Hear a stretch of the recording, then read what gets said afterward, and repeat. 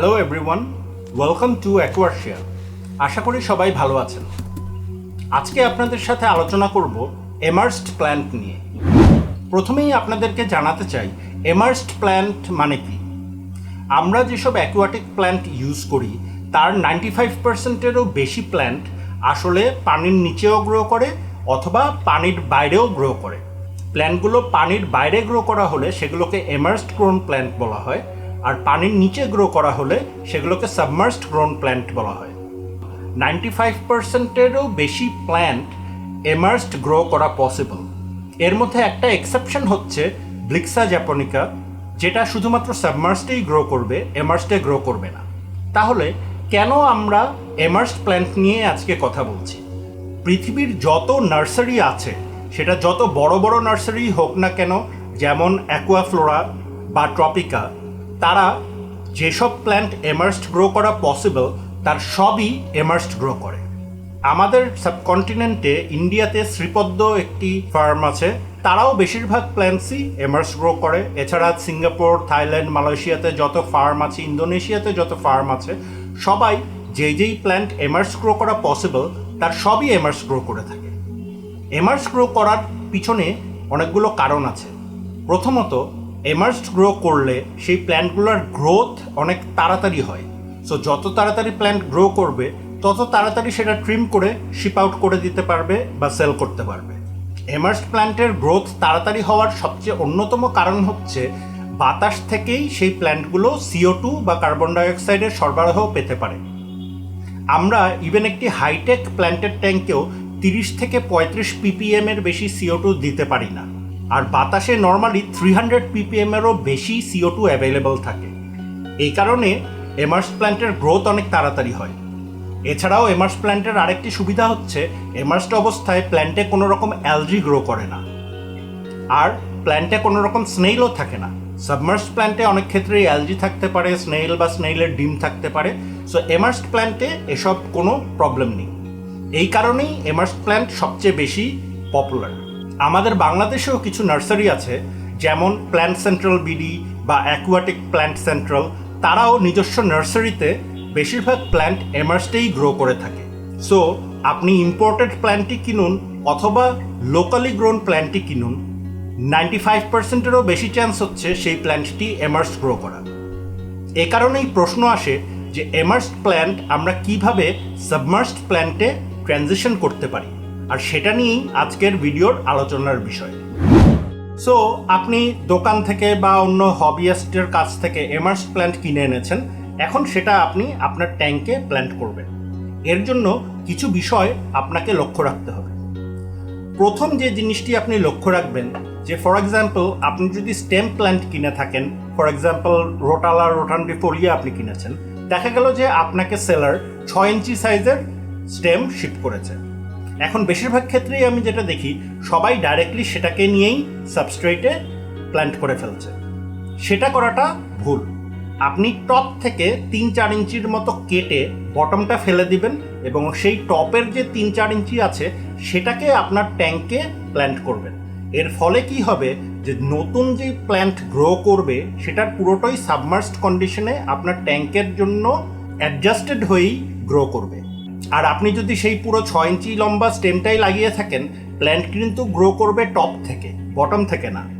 So প্ল্যান্টের নিচের এমার্সড যে পার্টগুলো আছে তার পাতাগুলো পচে খসে পড়ে যাবে, আর টপ থেকে নতুন প্ল্যান্ট গ্রো করবে। এর জন্য বেস্ট হচ্ছে আপনি টপ থেকে 3-4 ইঞ্চি পরিমাণ কেটে সেটাকে ডাইরেক্টলি ট্যাঙ্কে প্ল্যান্ট করে ফেলবেন আর বটম পার্টটি ফেলে দিবেন। এমার্সড প্ল্যান্ট সাবমার্সড প্ল্যান্টে ট্রানজিশন হতে মিনিমাম 2 সপ্তাহ সময় লাগে। এটা আপনাকে মাথায় রাখতে হবে। আপনি একটা প্ল্যান্ট এনে সেটার ধরা যাক স্টেম প্ল্যান্টের টপ কেটে আপনি সেটাকে প্ল্যান্ট করেছেন, কিন্তু আপনি দেখছেন যে আপনার প্ল্যান্ট গ্রো করছে না। আপনাকে মিনিমাম 2 সপ্তাহ টাইম দিতে হবে যে এমার্সড প্ল্যান্টটা সাবমার্সড প্ল্যান্টে ট্রান্সফর্ম হওয়ার জন্য। এই 2 সপ্তাহের মধ্যে কিছু বিষয় আপনাকে লক্ষ্য রাখতে হবে।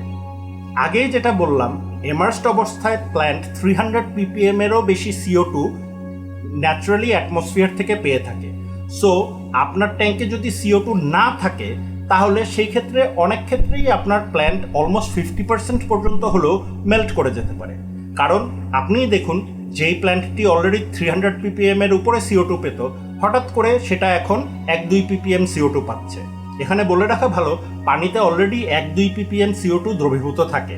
সো আপনি অ্যাডিশনাল CO2 না দিলেও পানিতে 1-2 ppm CO2 আছে।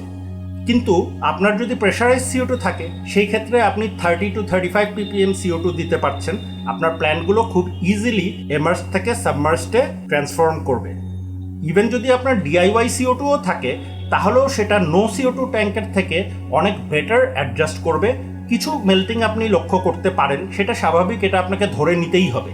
কিন্তু CO2 থাকাটা খুব ইম্পর্টেন্ট এমার্সড প্ল্যান্টকে সাবমার্স প্ল্যান্টে ট্রান্সফর্ম করার জন্য। সো ফার্স্ট টিপসটি হচ্ছে যতটুকু বেশি পসিবল CO2 ট্যাঙ্কে অ্যাড করবেন। যদি আপনার ট্যাঙ্কে কোনো ফিশ না থেকে থাকে, তাহলে আপনি CO2 আরও বাড়িয়ে দিতে পারবেন, ড্রপ চেকার থাকলে যেটা ইয়েলো হয়ে যেতে পারে। তাহলে ইনিশিয়ালি CO2টা বেশি পাওয়ার ফলে প্ল্যান্টটি ভালোভাবে ট্রান্সফর্ম হবে। পরবর্তীতে আপনি সেই CO2 লেভেলটা কমিয়ে এনে আপনার ট্যাঙ্কে আপনি ফিশ অ্যাড করতে পারেন। এটা নিউলি প্ল্যান্টেড ট্যাঙ্কের ক্ষেত্রে প্রযোজ্য। আপনার যদি অলরেডি ট্যাঙ্কে মাছ থেকে থাকে, সেই ক্ষেত্রে তো আপনাকে আসলে 35 ppm এর বেশি CO2তে যাওয়া কোনোভাবেই পসিবল না। নেক্সট টিপটি হচ্ছে, যেহেতু প্রথম 2 সপ্তাহ আপনার এমার্সড প্ল্যান্টগুলো সাবমার্সডে ট্রান্সফর্ম করছে, এই ক্ষেত্রে আপনি আপনার ট্যাঙ্কে যে ফার্টিলাইজার ডোজিং করে থাকেন, লিকুইড ফার্টিলাইজার, সেটার ডোজিং আপনি হাফ রাখতে পারেন। এটা যে রাখতেই হবে এমন কোনো কথা নেই। কি কারণে বলছি, যে কারণ যখন এটা এই 2 সপ্তাহ ট্রান্সফর্ম করছে, তখন তারা আসলে ফার্টিলাইজারটা ফোলিয়ার ফিডিংয়ের মাধ্যমে গ্রহণ করতে পারবে না। সো আপনি যদি স্ট্যান্ডার্ড ডোজে ফার্টিলাইজার দিতে থাকেন, দেখা যাবে ওয়াটার চেঞ্জের কারণে আপনার সেই ফার্টিলাইজারটা ওয়েস্টই হয়ে যাচ্ছে। সো ইনিশিয়ালি প্রথম 2 সপ্তাহ আপনি হাফ ফার্টিলাইজার দিলেই যথেষ্ট। আবার একবারে নো ফার্টিলাইজার দেওয়াটাও ঠিক না, কারণ ফার্টিলাইজারে বিভিন্ন রকমের ম্যাক্রো এবং মাইক্রো উপাদান আছে, কখন কোনটার প্রয়োজন সেটা আমরা আসলে জানি না। সো হাফ ফার্টিলাইজার ডোজিং করলেই যথেষ্ট। আপনি যেই ব্র্যান্ডেরই ফার্টিলাইজার ইউজ করেন না কেন, সেটার যে রেকমেন্ডেড ডোজ আছে তার 50% দেওয়াই এই প্রথম 2 সপ্তাহের জন্য যথেষ্ট। নেক্সট টিপটি হচ্ছে যে আপনার যখন 2 সপ্তাহ পার হয়ে গিয়েছে, তখন আপনি ফার্টিলাইজার ডোজিংও স্টার্ট করবেন। কিন্তু তার আগে যদি আপনার প্ল্যান্ট গ্রো করে থাকে, সেই ক্ষেত্রে আপনাকে প্ল্যান্ট অবশ্যই একবার ট্রিম করে নেওয়া উচিত। স্পেশালি যদি আপনার হেয়ার গ্রাস টাইপের প্ল্যান্ট থেকে থাকে, তাহলে অবশ্যই সেটাকে ট্রিম করবেন। স্টেম প্ল্যান্টস যদি গ্রো করে, সেটাকেও আপনি ট্রিম করতে পারবেন। ট্রিম করার ফলে যেটা হবে যে নতুন সাবমার্স গ্রোথটা প্রমোট হবে, এবং তখন আপনি ফার্টিলাইজার ডোজিংও স্টার্ট করেছেন, তার ফলে প্ল্যান্ট সেই ফার্টিলাইজারগুলো গ্রহণ করতে পারবে এবং প্ল্যান্টের গ্রোথটা অনেক ভালো হবে এবং বুশি হবে। তাহলে এই সবগুলো পয়েন্ট চিন্তা করে আপনার কিন্তু মনে হতে পারে যে তাহলে আমি কি এমার্সড প্ল্যান্ট না কিনে আমার সাবমার্সড প্ল্যান্ট কেনাটাই হয়তো ভালো। এটাও কিন্তু সব ক্ষেত্রে সঠিক নয়, কারণ প্রথমেই যেটা বললাম, আপনি ইম্পোর্টেড প্ল্যান্ট যেগুলো বিভিন্ন দোকানে পাওয়া যায় সেটাই যদি কিনেন না কেন, অথবা আপনি লোকাল নার্সারিতে গ্রোন প্ল্যান্ট কিনেন না কেন, তার বেশিরভাগই আপনার হবে এমার্সড। হবিসদের কাছ থেকে আপনি সাবমার্সড প্ল্যান্ট কিনতে পারেন। কিছু লোকাল নার্সারি সাবমার্সড প্ল্যান্টও কিছু সেল করে, কিন্তু সেক্ষেত্রেও আপনাকে মনে রাখতে হবে কিছু বিষয়। ধরুন আমার ট্যাঙ্কে হাইগ্রোফিলা পিনাতেফিদা আছে, যেখানে আমি হাই CO2 মেনটেন করি এবং হাই ফার্টিলাইজার ডোজিং মেনটেন করি। সেখান থেকে আমি কিছু ট্রিমিং আপনাকে দিলাম। এখন আপনি সেটাকে নিয়ে আপনার ট্যাঙ্কে যখন দিচ্ছেন, আপনার ট্যাঙ্কের সেই লাইটের রেশিও এবং ফার্টিলাইজারের রেশিও এবং CO2 রেশিও যদি আমার ট্যাঙ্কের সেম টু সেম না হয়, তাহলে কিন্তু সেমভাবে ওই সাবমার্স প্ল্যান্ট যেটা আপনি এনেছেন, সেটাও আপনার ট্যাঙ্কে এসে অ্যাডজাস্টেড হতেও অ্যাপ্রক্সিমেটলি 2 সপ্তাহ লাগবে। বাট এক্ষেত্রে আরেকটি জিনিস যেটা আছে, সেক্ষেত্রে আপনার ওই সাবমার্স প্ল্যান্টের সাথে অ্যালজি এবং স্নেইল বা স্নেইলের এগও আসতে পারে, সেই সম্ভাবনাটাও আপনার মাথায় রাখতে হবে।